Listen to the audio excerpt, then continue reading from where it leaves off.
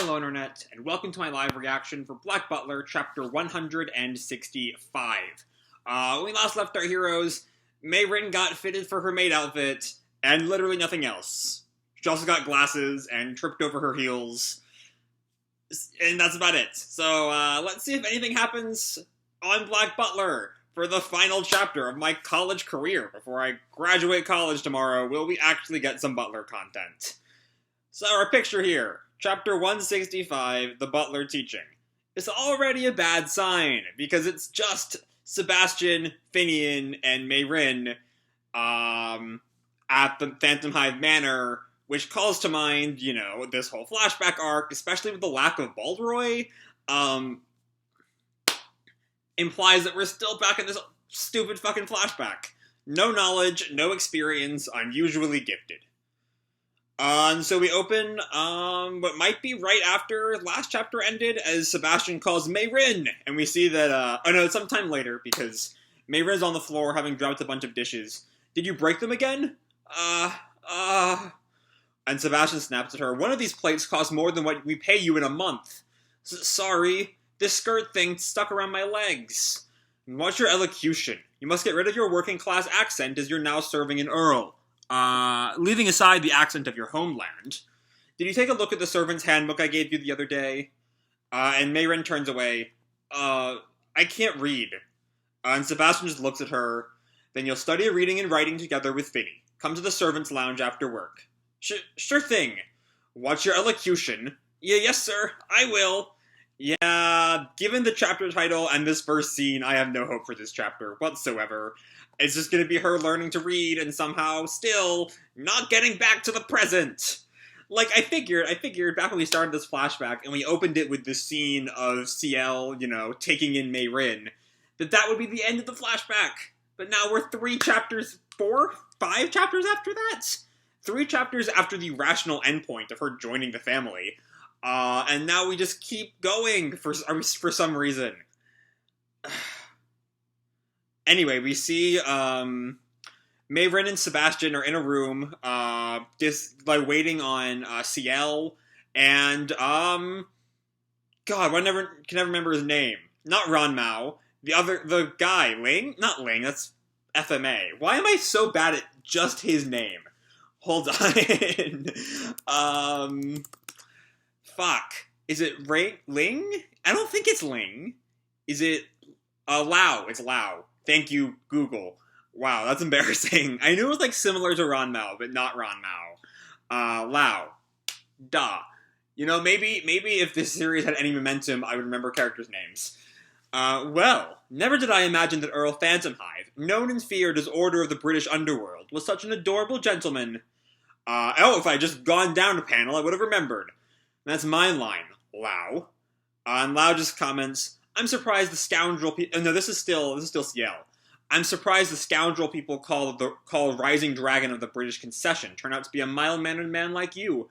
It took you only a few years to move up the ladder and become top official of King Bang, a huge Chinese mafia.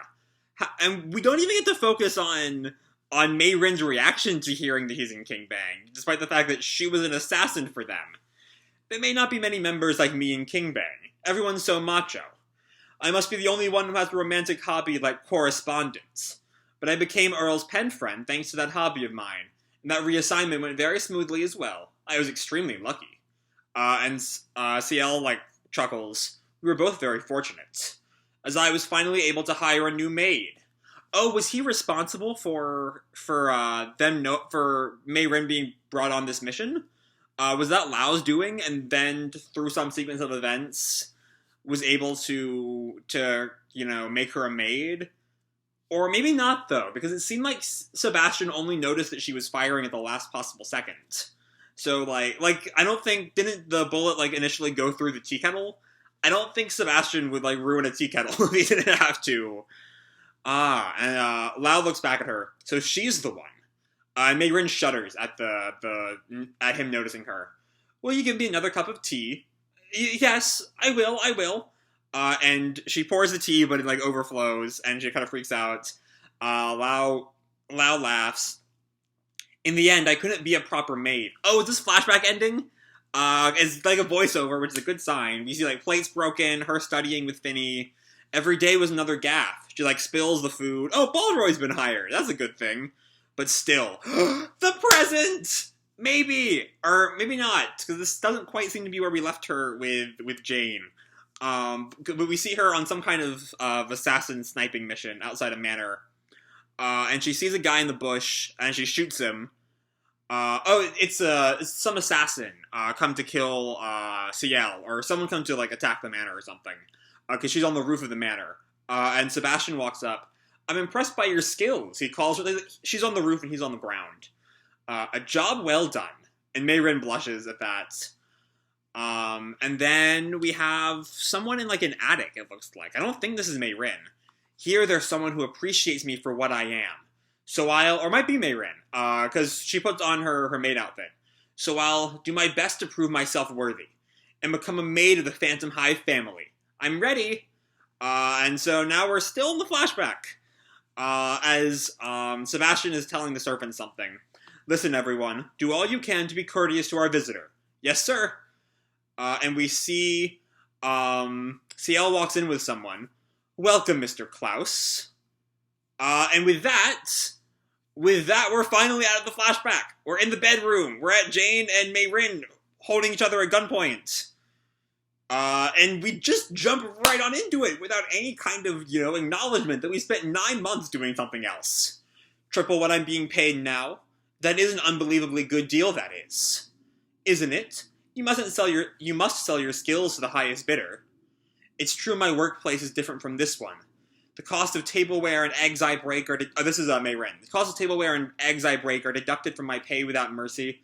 I must work through the night in case of emergencies. And then we see Sebastian. My superior is very strict. My master works his servant as hard as the mafia does. Then Mey-Rin cuts her off. But still, serving a bastard of a master who deceives and exploits women. And she kind of gives this kind of cocksure grin. I never do that. Even if you offer me all the money in the world. To be continued. Okay, we're out of the flashback. At law, it doesn't forgive the 9 months of meeting, literally nothing in this flashback really, it would make, it might be excusable. It wouldn't be excusable, but it conceptually would be excusable if we had a flashback that would, illuminate her answer to Jane's question. Would explain why she doesn't, change sides and go with Jane. But in the end, her reasoning is about what Heathfield, is Heathfield his name? What Heathfield is doing. It's because she could never serve a bastard of a master who deceives and exploits women. That's her reasoning. And maybe you can argue that happened to her in King Bang, but we never really saw that. If the point was to set up as contrast King Bang and the Phantom Hive Manor, and showing how Heathfield is reminiscent of her time in King Bang, that would make sense, conceptually. Not worth 9 months of content for that, but conceptually would make sense. And yet, I don't think King Bang ever knew she was a woman. At least, I don't think her direct superior knew. I think the implication was that everyone thought she was a man until Sebastian told Ciel that. Though, if the implication is that Lau set that up, then I guess Lau would have to know. So maybe her superior knew.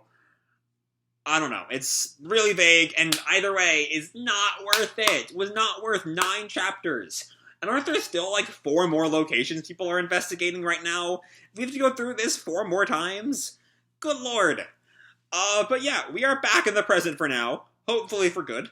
Hopefully we can stay here, for, a good long while. Unless Yana throws us a Baldroy flashback, I can't think of any reason to have another flashback right now. But also, she might, or she might give us a Lau flashback, or a Ron Mao flashback, or a Jane flashback for several months. Anything is open after the absurd, at least, I had a lot of grief with 2CT. That's well documented. You go back and watch, especially the early chapters, and I think the very late chapters of 2CT. It took too long to get going, and it kept going after it should have ended. as I recall. Definitely the first part, not quite sure on the second part. But, like, at the very least, 2CT was clearly an important flashback. We needed to know what was up with there being 2 CLs, and at the same time, we can also find out about CL and Sebastian's original contract. That's great! That's wonderful! Amazing! This flashback did nothing. There's no reason for it to be here, there's no concept for it to be here, but you know what? At least it's over. At long fucking last, this flashback is over, and right now, that's good enough for me. So I'm going to leave this video off here. Hope you all enjoyed the chapter and the video itself. If you did, feel free to drop me a like or subscribe, do whatever makes you happy, And remember, your life is your own, okay? Bye!